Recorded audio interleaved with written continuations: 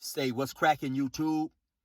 It's your boy 16 to life, and I'm back like I'm on a parole violation. You're down.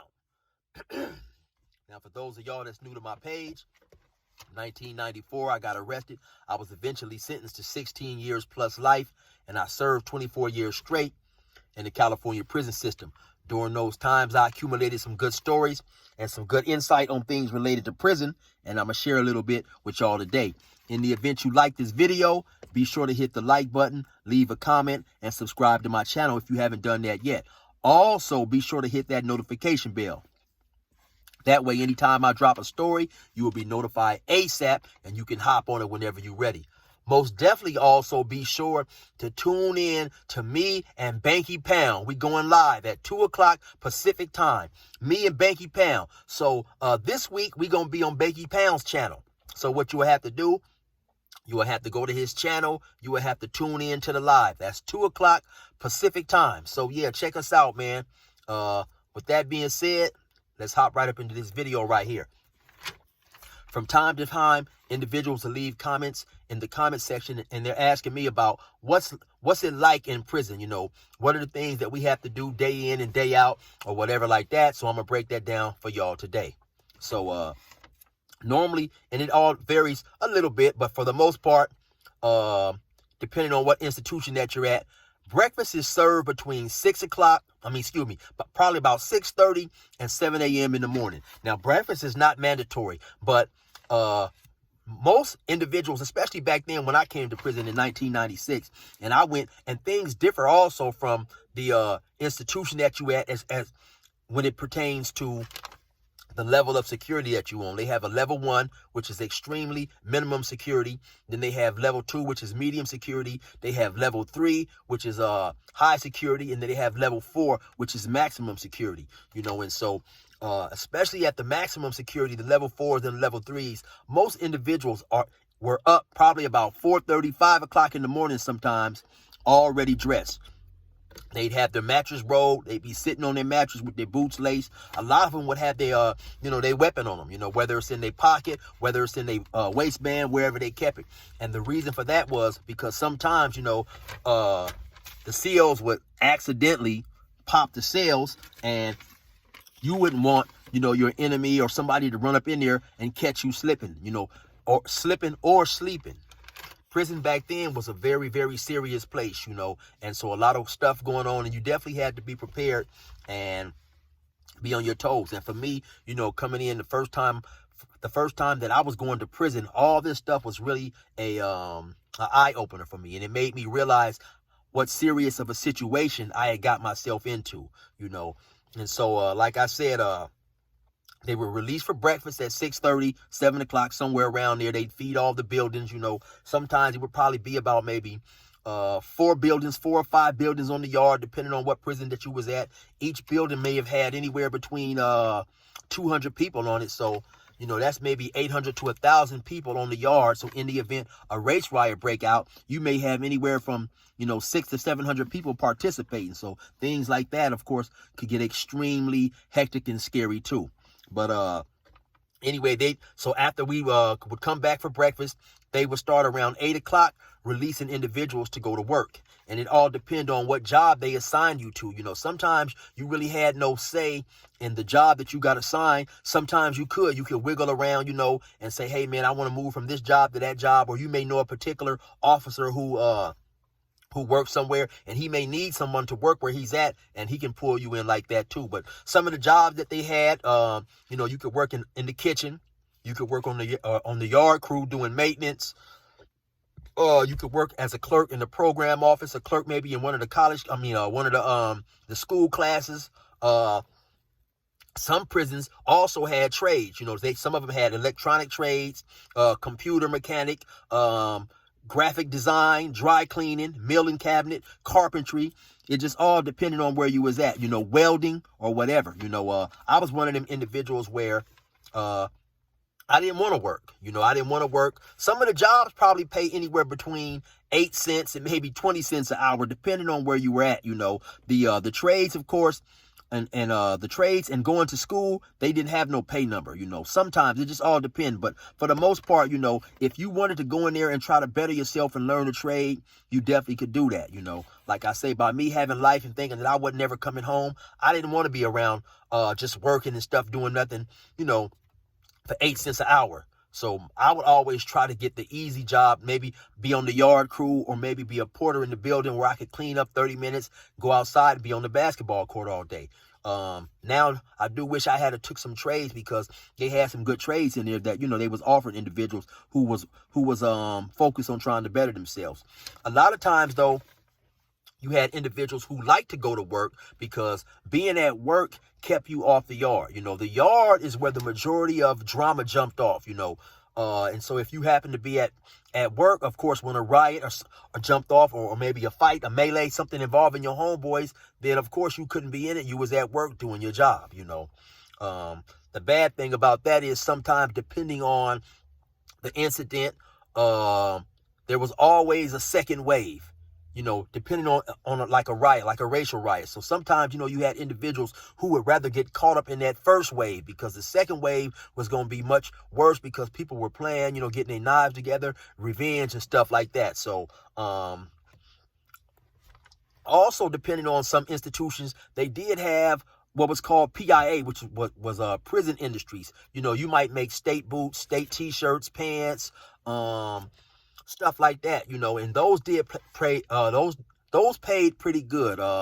Some of the dudes working there was making like $180 a month, which is pretty good money for, working in the prison, as opposed to when you're working in the kitchen, you might be making 8 cents an hour. Your paycheck might be $14, $14, $15 or whatever like that. So after they would release everybody for school and work, then the yard would open. So, you could go out there to the yard, you could go out there and play basketball, soccer. Some people will walk around, jog, run laps, play chess on the yard, exercise. Now, I think one myth about prison is that everybody in prison exercises, and that's far from the truth. If I had to guess, I don't even think 50% of individuals worked out. That's just my estimation. Maybe 40, maybe 30, but not everybody worked out, man. And then when I got to prison, they had removed the weights. I guess they didn't want the convicts in there getting too big. The police union was complaining that they was having trouble dealing with individuals who was, 215, 220 pounds, 240, guys benching 400 and 500 pounds. So they had removed the weights and they just gave us pull-up bars. So, we could do pull-up bar, pull-ups, dips, push-ups, things like that, And so also, once again, depending on what institution you were at, they had what was called an unlock. And an unlock is when you could go from the yard back into your building. When I got to Salinas, they didn't have no unlock. If you happened to come outside at 8:30, you had to stay outside until the next unlock was 11 o'clock when they was letting everybody go back in the building. They had a couple of urinals outside. They had, some toilets outside. Of course, no one used those. They did use the urinals, but back then it was so serious that, you would never go to use the bathroom alone. You'd always go with a homie or two to watch your back while you was using the bathroom. Because like I say, anything could jump off out there, They had showers. They had showers inside the day room. Now, some institutions that I've been to where it's extremely hot at, like Blythe, and Blythe, Ironwood, Chuckawalla, they did have showers outside. Blythe is maybe about 2 hours from Arizona, somewhere around there. And on any given day in the summertime, it could be 115, 120 degrees down there. But for the most part, the showers were in the day rooms, and the showers, just like the day rooms, the TVs that was in the day room was divided up along the racial lines. The Hispanic and the whites, they shared one side of the day room and they had showers on that side. And the blacks and the Asians, we shared the other side of the day rooms. And so now they did have, also in the day rooms, they had TVs, and I never really dealt with the TVs in the day room. Most of the time people were just out there watching sports or movies. So, I was fortunate enough to have a TV in my cell. And so the majority of the time when I wanted to watch TV, I would come out there and watch. I would watch TV in the cell unless it was a Laker game or something like that, and sports, for whatever reason, always ruled, or especially at least on the black side of the day room, Now we were allowed to have certain personal items also. We were allowed to have TVs. The TVs, I believe, was like 13 inches. We could have a 13-inch TV. We could have CD players, CDs, of course. What else could we have? We was allowed to have our personal clothes, shoes, T-shirts, sweatpants, pants, and stuff like that. So when I first got to prison in 96, we were also allowed to get what was known as a quarterly package. So we could get a quarterly package every 3 months, so 4 times a year. And what a quarterly package was, it was just basically a 30-pound box of items that we were allowed to receive, and they could be sent from our loved ones from home. So some of the things that we could get in there was soap, hygiene, toothpaste, hair grease, things like that. We could get cookies, chips, food, beef jerky, Kool-Aid, certain things that was on the list that they a candy that they would allow us to have, tennis shoes, underwear, boxers, stuff like that.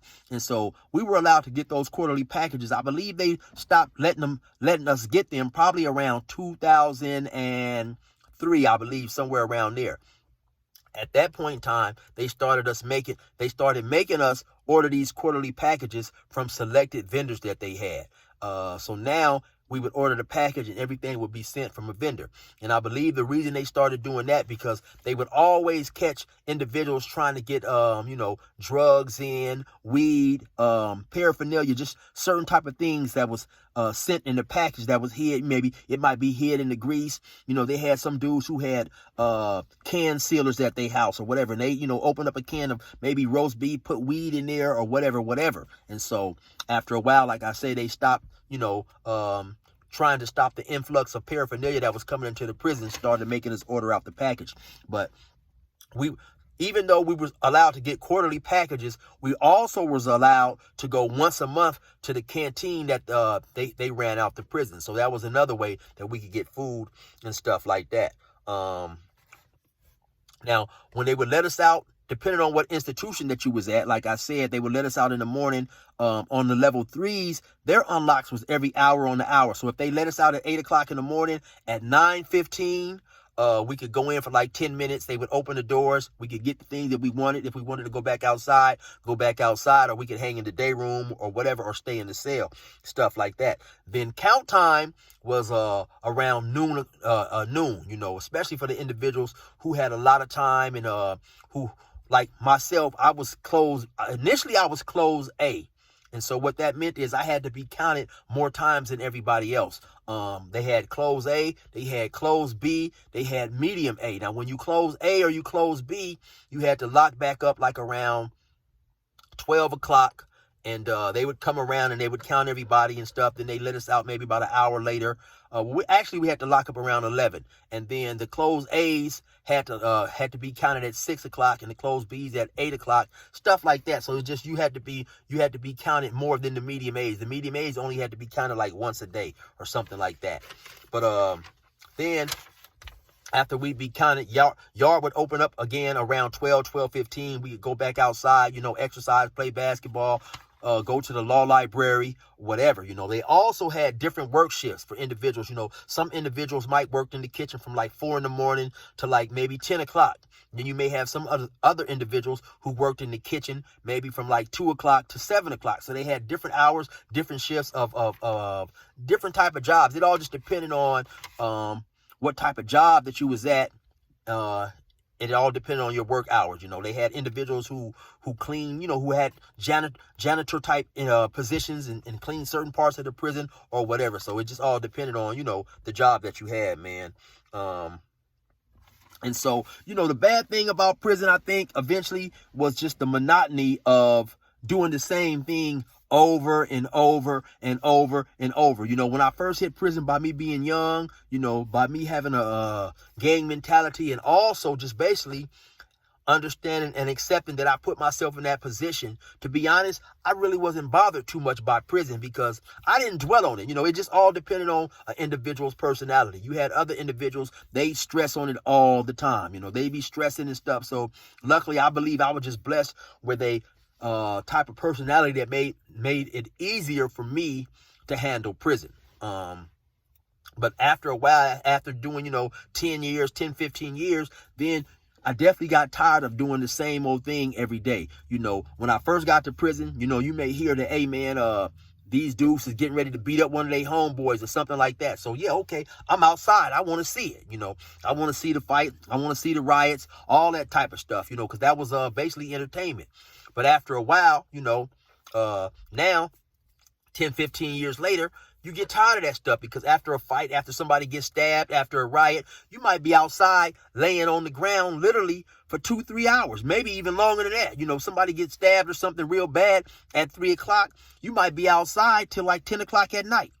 So after a while, I got tired of just going through that motion, just being outside handcuffed. Like I say now, you didn't see so many individuals fighting and all that stuff. It's no longer intriguing. It's now, it's boring. The time wears on you.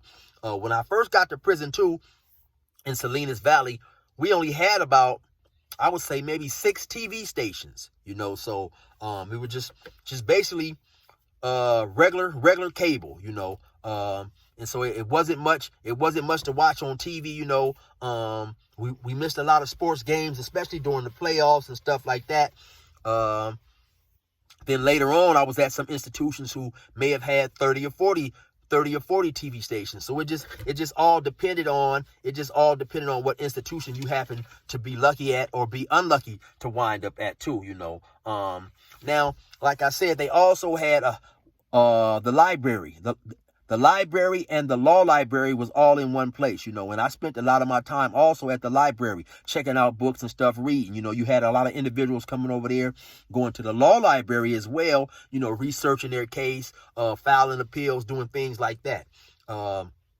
Every church that I've been to always has, every prison that I've been to always has some type of church or chapel. Sometimes some of the prisons had several different chapels or, Jewish churches, Protestant churches, Catholic churches, places where the Muslims could go and pray. And so that was another place that, sometimes some people would spend some of their time depending on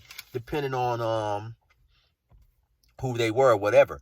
They had lights in the cell, but the lights, we had switches. The lights didn't stay on, all the time, because sometimes I think individuals who have never been to prison, they get this old idea of prison from, these movies and stuff that we may have seen growing up. And in most cases, prison is nothing like that. It's like we didn't have a mandatory time that we had to go to sleep. In the event you didn't have a job, if you preferred, you could stay up all night, watch TV or whatever. They never didn't come by and scream lights out and all that old type of stuff, or at least not in the California prisons. And to be honest, besides the point of me having life, and this is just me in particular, prison wasn't all that bad. Like I say, man, we got a TV, we got CDs, CD players, boombox. So, if you had to be doing time, those few amenities did make things a little bit easier, and then I wasn't able to because I was a lifer. But some individuals was also allowed to have conjugal visits, right before I got to prison, maybe a few months before I got to prison, California prison system removed the conjugal visits for the lifers. And so a conjugal visit was basically this. You could have your family, your wife, or even your mother, your father, they could come up there and they had these little trailers or these little houses, on the inside the prison. And you could go and spend 2 days there with your family. They could bring up food, you guys they had beds out there, stoves, refrigerators and stuff like that. So you could cook and stuff like that and spend time with your family. So, like I say, besides the point of having life, having a whole lot of time, In the event an individual may have had 3 or 4 years or 4 or 5 years, and he had someone in his life that was, still keeping in contact and stuff with him. Me personally, prison wasn't as horrible as I've seen some other prisons in different parts of the United States and stuff, So, and then if you were able to work your way down to a lower security level prison, some of those individuals was allowed to leave the prison grounds, go outside to these parks and stuff, clean up, all types of stuff, go to fire camps, learn a fireman's trade. And so, it just depended on, what institution that you was at and what level you happen to make it to. Now, a lot of individuals ask me, how often did the fights happen? And I would say for the most part, at least once or twice a day, depending on what yard you was at, what institution that you was at, like you may be in one prison, like let's say Ironwood had, several different yards, A yard, B yard, C yard, D yard, E yard, I believe. And so at least with all those different yards, you definitely had at least a fight a day, or more than that. It just all depends. Maybe the fight might not be on your yard, but it was always something going on. It was always something going on, man. And so that's what it was like in prison. Most individuals that are there, at least when they're outside on the yard, they got their prison face on. And by that, I mean, you didn't have a lot of dudes running around crying, woe is me, I'm here in prison. Dudes had to make the best of prison. So, there was good times up in there, we was laughing, joking, having fun, because like I say, many of us was there for the long haul, or at least what we assumed to be the long haul. And so, we made the best of it, man. I always get a lot of questions too about the Crips and the Bloods in California prisons. And for the most part, we wasn't beefing on site. You didn't have the Crips and you didn't have the Bloods beefing on site. For the most part, they agreed to leave everything on the street, leave that stuff alone. Now, there was always individual cases, dudes may have got into it somewhere on the street, or maybe this dude killed one of this dude's homeboys, or if certain hoods was just really at odds with each other on the street from time to time, there might be a little, there might be some incidents between them. But for the most part, when I first got to prison, because I never grew up or been around a whole bunch of Bloods. So that was something that was different for me too, because back then it was different, man. Back then in what I would like to call traditional gang banging, just a Blood hearing a Crip say cuz was means for him to want to fight, and vice versa, so dudes would call that, oh man, he busted my ear, if a Crip hear a Blood say Blood, he didn't want to hear that. If a Blood heard a Crip say cuz, they didn't want to hear that. So back then it was a mutual respect. It was a rule where they didn't have Crips or Bloods just hollering cuz or Blood out in mutual areas like the weight pal, the dining hall. Somebody might come in and see one of their homeboys and be like, hey, what's up, Blood? They didn't do that, because then you'd have somebody stand up and say, what's up, cuz? And now you've got basically a pissing match going on, I guess I would like to say. And so for reasons like that, dudes had respect for each other. Now, the Bloods, they may kick it in a certain area. And of course, they had the freedom to be down there blooding, and the Crips would kick it in their certain area, and they would be down there cousin. You couldn't walk past where the Bloods hang out and expect not to hear a person say Blood or get mad when you do. But back then, there was a whole lot of respect for that type of thing, I guess, because due to all the chaos and stuff and the conflict that it could cause. So, there was never an on-site beef, for the most part. And then after a while, when you're in the same building with an individual, you make friends. You make friends with individuals, man, who you may have not necessarily got along with on the street. I had many friends in there who was Bloods, since I've been out, I've had a couple of them come to my house and stuff. I've been to their house. And then after a while, after you're in prison long enough, you mature and you see past that, man. It's good individuals on all sides of the rag, Bloods, Crips, dudes from, other different gangs or whatever, Hoover or wherever, So that type of stuff was pretty much nipped in the bud, you know. Now, you would have some instances, like I said, you'd have some times where certain individuals, their gangs didn't get along too well on the street at all, and so they'd go at it in there or whatever. But for the most part, it was really no on-site beef. Even though all the blacks were separated and divided, it wasn't really a whole lot of on-site beef and stuff like that. And so, you know, then, like I said, we'd have yard and stuff at the end of the day, around 8 o'clock, 8:30. We'd have to lock up, you know. You can sit up in your cell, you know, watch TV, you know, chill or whatever. Like I said, they didn't make nobody come around and shut the lights off, depending on where we was at. Also, you could get one phone call a day. You sign up for the phone, so, you know, that 15 minutes goes by extremely fast, you know, trying to talk to your family in 15 minutes, especially if you're not, you know, you may want to talk to your mom, your dad, you know, your brother, you know, you may have kids or something like that. So that was one of the, I would say, one of the harder things about, you know, being in prison, getting a short 15-minute phone call. And then the next day, you may sign up for a phone call, because we had to sign up for, in order to have a phone call on Monday, we had to sign up on Sunday. So, you know, you might go up there, it might be a time slot open at 10:30 in the morning. So now you may have gotten to an argument with your girlfriend at your last phone call the next day at 7:30 in the evening. So now you can't wait until 10:30 so you can get out there and get on the phone and talk to her, smooth it out, cuss her out, whatever you wanted to do. Now your phone call is coming up at 10:30, and don't you know it, some dudes start fighting at 10:15. They put the yard down, you know, and you miss your phone call. And so now you got to wait a whole nother day to try to sign up, get back on. Just stuff like that was extremely frustrating. You know, dudes asked me, man, was there any good times in prison? And, you know, for me, my favorite times, of course, is when I got visits and stuff like that, you know. But it definitely is a blessing to be out of prison, to be home, man. Yesterday, I had one of my partners, man, who I've told several stories about on here.